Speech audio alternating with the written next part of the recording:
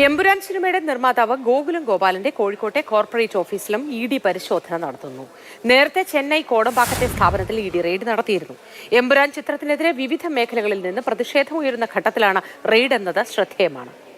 Muhammad ഷഹീദും KB. Sreedharan വിവരങ്ങളുമായി ഒപ്പം ചേരുന്നു. ആദ്യം ഷഹീദിലേക്ക്. ഷഹീദ്, ഇപ്പോഴും റെയ്ഡ് തുടരുകയാണോ? വിശദാംശങ്ങൾ എന്തൊക്കെയാണ്?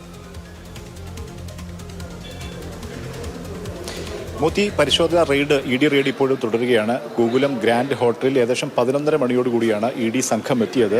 CASF ഉൾപ്പെടെയുള്ള സേനകളുടെ പിൻബലത്തോടെയാണ്, അവരെ ഒപ്പം കൂട്ടിയാണ് ഉദ്യോഗസ്ഥരെത്തിയത്. ഇവിടെ എത്തിയ ശേഷം രണ്ട് വിഭാഗമായി അവർ പിരിഞ്ഞു. തൊട്ടപ്പുറത്തുള്ള ഗോകുലം കോർപ്പറേറ്റ് ഓഫീസിലും ഒരു സംഘം ഇ.ഡി. സംഘം പരിശോധന നടത്തി. അവർ അല്പസമയം മുമ്പ് അവിടെ നിന്ന് ഇറങ്ങി. പക്ഷേ ഇപ്പോൾ ഈ ഗോകുലം ഗ്രാൻഡ് ഹോട്ടലിൽ ഇ.ഡി. ഉദ്യോഗസ്ഥരുണ്ട്. അവിടെ പരിശോധന തുടരുകയാണ്. ഇവിടെ തന്നെയാണുള്ളത്. ഗോകുലം ഗ്രൂപ്പ് ചെയർമാനായ ഗോകുലം ഗോപാലനും ഇവിടെ തന്നെയുണ്ട്. അവരുടെ ഡയറക്ടർ ബോർഡ് യോഗം ഇവിടെ തുടരുകയാണ്. അതിനുശേഷം ഇവിടുത്തെ പരിശോധനയ്ക്ക് ശേഷം ഗോകുലം ഗോപാലിനെയും ഒരുപക്ഷെ ചോദ്യം ചെയ്തേക്കുമെന്നാണ് നമുക്ക് ലഭിക്കുന്ന വിവരം. അതായത് ഡയറക്ടർ ബോർഡ് യോഗത്തിന് ശേഷമായിരിക്കും അത്തരം നടപടിയിലേക്ക് നീങ്ങുക. പക്ഷേ ഏത് സാഹചര്യത്തിലാണ് ഇത്തരമൊരു നീക്കത്തിലേക്ക്, അതായത് ചെന്നൈ കോടമ്പാക്കത്തെയും കേരളത്തിലെയും കോഴിക്കോട്ടുമൊക്കെയുള്ള ഓഫീസുകൾ ഒരേ സമയം ഇത്തരമൊരു റെയ്ഡിലേക്ക് പോകാനുണ്ടായ സാഹചര്യം എന്താണെന്നുള്ള കാര്യം ഇ.ഡിയുടെ ഭക്താക്കളുടെ ഭാഗത്തു നിന്നും ഇ.ഡിയുടെ ഭാഗത്തു നിന്നും ഇതുവരെ ലഭിച്ചിട്ടില്ല. അത്തരമൊരു വിശദീകരണം വന്നിട്ടില്ല. പക്ഷേ നേരത്തെ ഒരു ഫെമ കേസ് ഒരു കേസ് ഈ ഗോകുലത്തിനെതിരെയുണ്ട്.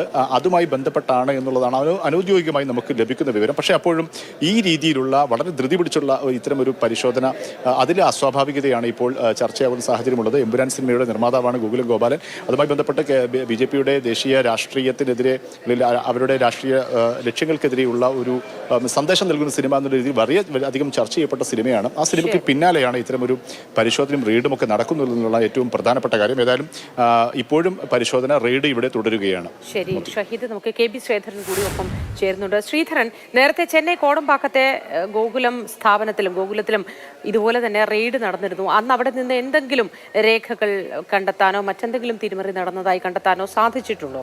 എന്തിന്റെ അടിസ്ഥാനത്തിലായിരിക്കാം ഇപ്പോൾ വീണ്ടും കേരളത്തിലേക്ക് ഇത്തരത്തിലൊരു റെയ്ഡ് വന്നിരിക്കുന്നത്? ചെന്നൈയിലെ റെയ്ഡ് മോത്തി ഇപ്പോൾ 5 മണിക്കൂറിലേക്ക് കടക്കുകയാണ്. രാവിലെ 8 മണിയോടുകൂടി ഉദ്യോഗസ്ഥരെത്തി. ഇതിൽ കേരളത്തിൽ നിന്ന് ഉൾപ്പെടെയുള്ള ഉദ്യോഗസ്ഥരുണ്ട് എന്നുള്ളതാണ് ലഭിക്കുന്ന വിവരം. സൂചിപ്പിച്ച പോലെ തന്നെ നേരത്തെയും ഇ.ഡിയുടെ റഡാറിൽ ഗോകുലം ഗ്രൂപ്പ് വന്നിട്ടുണ്ട്.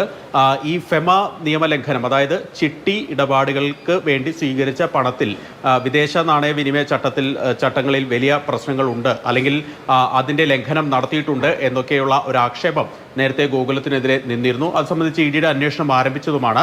ഏതായാലും അതുമായി ബന്ധപ്പെട്ടാണ് ഇപ്പോഴും ഈ പരിശോധന എന്നുള്ളതാണ് മനസ്സിലാക്കുന്നത്. ഏതായാലും ഇക്കാര്യത്തിൽ ഷെതി സൂചിപ്പിച്ച പോലെ തന്നെ ഇ.ഡിയുടെ ഭാഗത്തുനിന്ന് ഒരു ഔദ്യോഗിക വിശദീകരണമൊന്നും ഇതുവരെ വന്നിട്ടില്ല. ഗോകുലം ഗ്രൂപ്പിന്റെ ഭാഗത്തുനിന്നുള്ള ഒരു പ്രതികരണവും വന്നിട്ടില്ല. ഏതായാലും 5 മണിക്കൂറിലേക്ക് റെയ്ഡ് നടക്കുന്നു. ചെന്നൈയിലെ വിവിധ ഇടങ്ങളിൽ സ്ഥാപനങ്ങളിൽ റെയ്ഡ് നടക്കുന്നുണ്ടോ എന്നുള്ള വിവരങ്ങളൊക്കെ വരുന്നുണ്ട്. അതായത് ആകെ 5 ഇടത്താണ് കേരളത്തിലും ചെന്നൈയിലുമായി ഈ റെയ്ഡ് നടക്കുന്നു എന്നുള്ളതാണ് ലഭിക്കുന്ന വിവരം.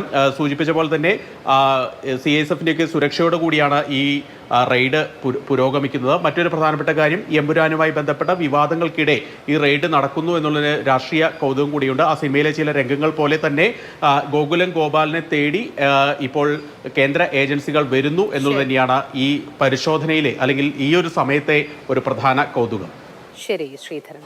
കെ.ബി. ശ്രീധരനും മുഹമ്മദ് ഷഹീദുമാണ് വിവരങ്ങൾ നൽകിയത്. ഗോകുലം സ്ഥാപനങ്ങളിൽ 5 ഇടത്തായാണ് ഇപ്പോൾ റെയ്ഡ് പുരോഗമിക്കുന്നത്. ചെന്നൈ കോടമ്പാക്കത്തും ഒപ്പം തന്നെ കേരളത്തിൽ കോഴിക്കോടും റെയ്ഡ് പുരോഗമിക്കുകയാണ്. വിശദാംശങ്ങളാണ് ഇരുവരും പങ്കുവച്ചത്.